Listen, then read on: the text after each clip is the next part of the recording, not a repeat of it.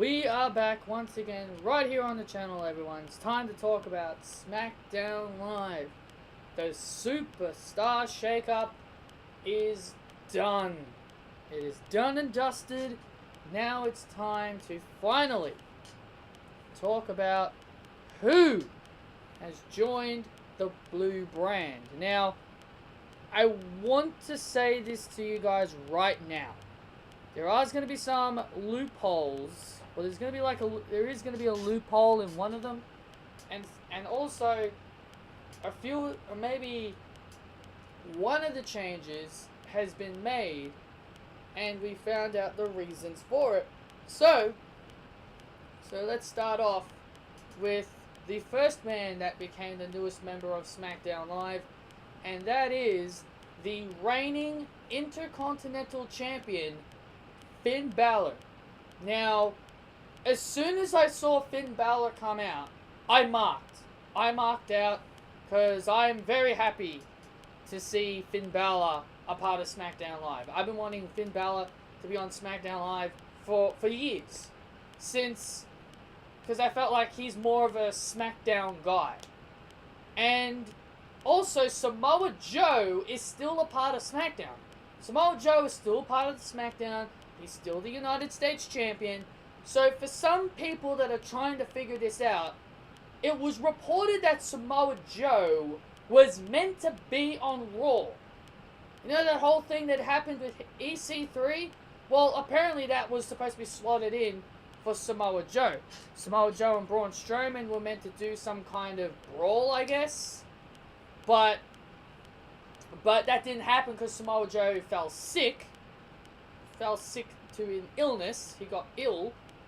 So they had to pull that aside. I'm guessing they're gonna find a way to get Samoa Joe onto SmackDown. They may somehow get Samoa Joe onto Monday Night Raw. They may say that, oh, when they traded Finn Bálor, we got another superstar when we traded off Finn Bálor, and then you'd see the United States Champion Samoa Joe. So I think they're gonna figure out a way to get Samoa Joe onto Monday Night Raw. But we're just going to have to wait and see about that. The next set of superstars that came to SmackDown Live was Ember Moon, Bayley, and NXT's Kairi Sane. Now, these three women, I am very happy to hear that are a part of SmackDown, especially Ember Moon. And I betcha, and as for Bayley, I bet you this was meant to be Sasha Banks. I am almost positive that this was meant to be Sasha Banks, but because Sasha Banks threw a temper tantrum, she's not going to be a part of SmackDown Live. But, you know, Bayley's a good addition to SmackDown Live. I think Bayley is more of a SmackDown competitor. Same thing with Ember Moon. She's done nothing on Raw. It's best to move her over to SmackDown. As for Kairi Sane, well, it's explanatory. She's a part of a tag team, which I'll get to when we go through the results, because if you guys remember my Raw review, I reveal all the people that were traded, and then we'll talk about the results. So I'm okay with Kairi Sane. Next we get Lars Sullivan, who was drafted to Raw, and now he's drafted to SmackDown. Now the only thing that I could think of this is the only thing that I could think of. The reason why Lars Sullivan was sent to SmackDown, the only thing that I could think of is the fact that Samoa Joe was meant to feud with Braun Strowman on Raw. They had no intentions on moving Braun over to SmackDown. So they obviously thought, well, if we're going to keep Braun on Raw, we may as well move Lars over to SmackDown. And I think that was a very good decision on WWE's behalf to move Lars Sullivan over to SmackDown. Because honestly, I think SmackDown is a good start for the Freak. Next it was revealed that Buddy Murphy from 205 Live will join SmackDown Live. I am predicting that man, Buddy Murphy, will be the next Intercontinental Champion. And of course, since he's Australian like me, of course, I'm very, very happy. And then we get to the main event where Vince McMahon talks about the biggest acquisition on Monday on SmackDown Live, and it was revealed to be Elias as a troll, and then Elias comes out. He goes to does his thing, and then out comes Roman Reigns. Roman freaking Reigns is now a part of SmackDown. I can't believe it. I was in legit shock when I saw Roman join SmackDown Live. I was shocked. I did not think for 1 second Vince McMahon was going to move him off of Monday Night Raw. But the only reason why I believe this makes sense because you moved AJ Styles. You moved AJ Styles to Monday Night Raw, so you may as well move another big name. So, in my opinion, I feel like WWE made the right call here. I feel like they made the right call. And then, so because SmackDown only got these people, well, these 8 that were first revealed, I was kind of annoyed. I was very, very annoyed because I was like, well, bloody SmackDown got robbed. We got no tag teams to replace the Usos. So, instead of doing my review right away, I wanted to wait and be patient. I wanted to be patient and I wanted to wait because I didn't want to make my SmackDown review immediately and then all this big list of wrestlers gets announced. So I decided to wait. And then it was revealed that we got more superstars heading to SmackDown Live. The one after Roman Reigns is Liv Morgan. Liv Morgan without Ruby Riott and Sarah Logan. So Liv Morgan is now a part of SmackDown Live as a singles competitor. And you know what? I am absolutely happy. Absolutely happy. I was so sick of the Riot Squad. I didn't care which member of the Riot Squad came to SmackDown. I more cared about Ruby. But I really wanted someone from I just wanted the Riot Squad to break up. I really, really wanted to. I was so sick of it. It was an unnecessary tag team. And I got my wish. Liv Morgan is now on SmackDown as a singles competitor. Guarantee you Sarah Logan is going to become the manager for the Viking Experience. And Ruby Riott will finally begin her role as a singles competitor. Thank God no more Riot Squad. Thank God. Next we get Chad Gable with no Bobby Roode.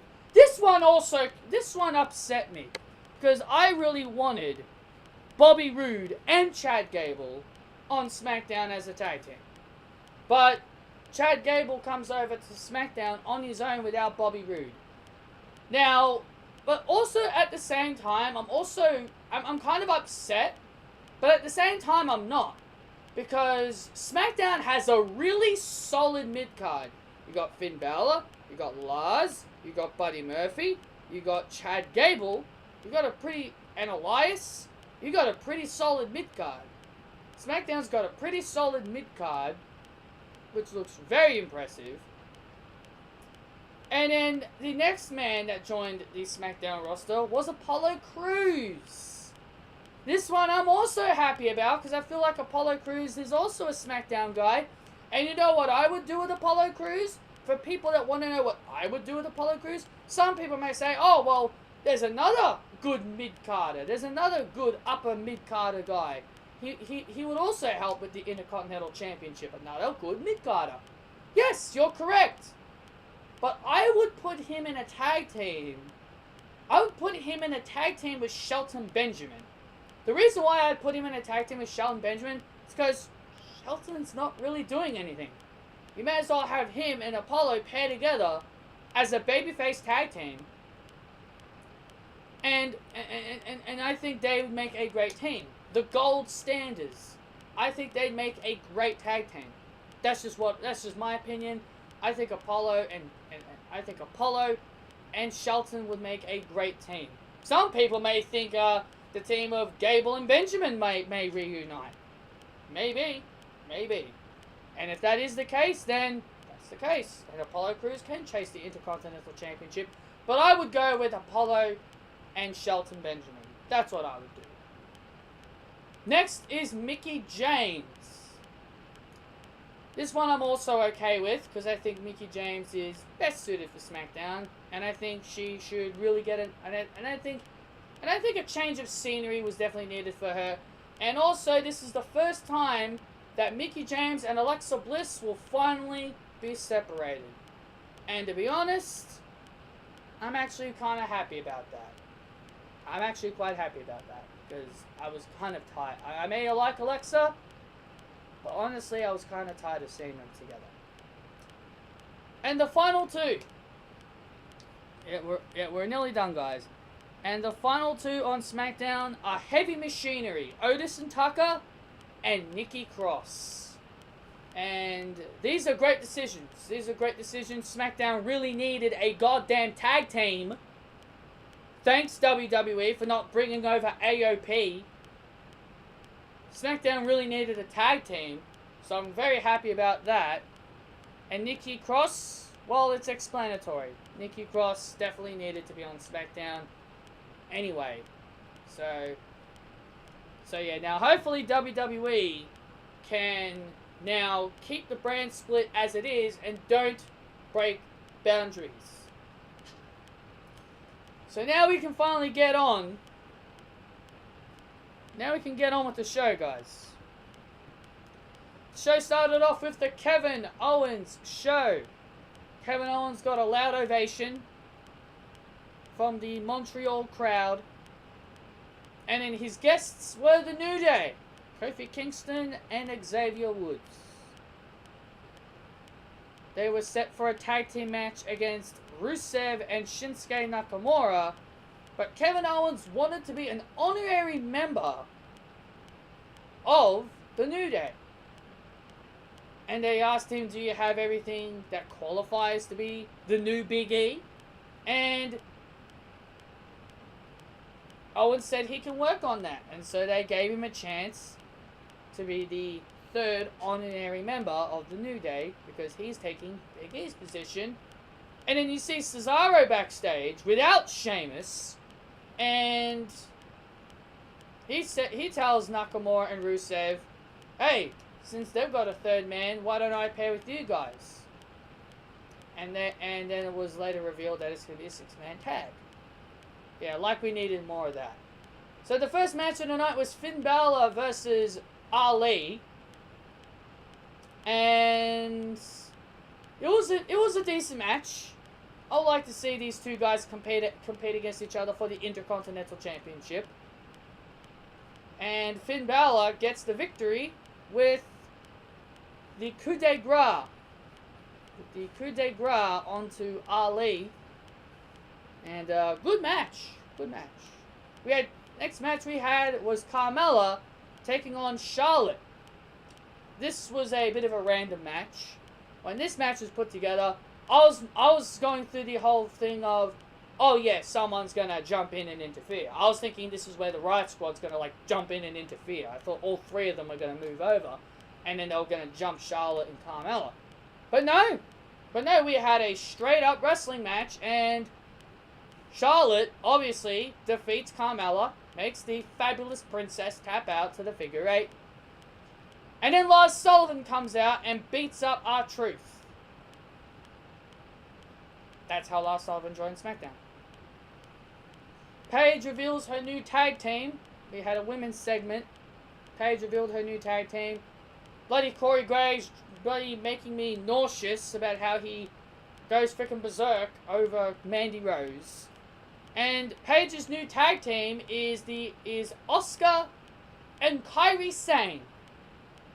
Now, I know some people are like, oh, you said Sky Pirates.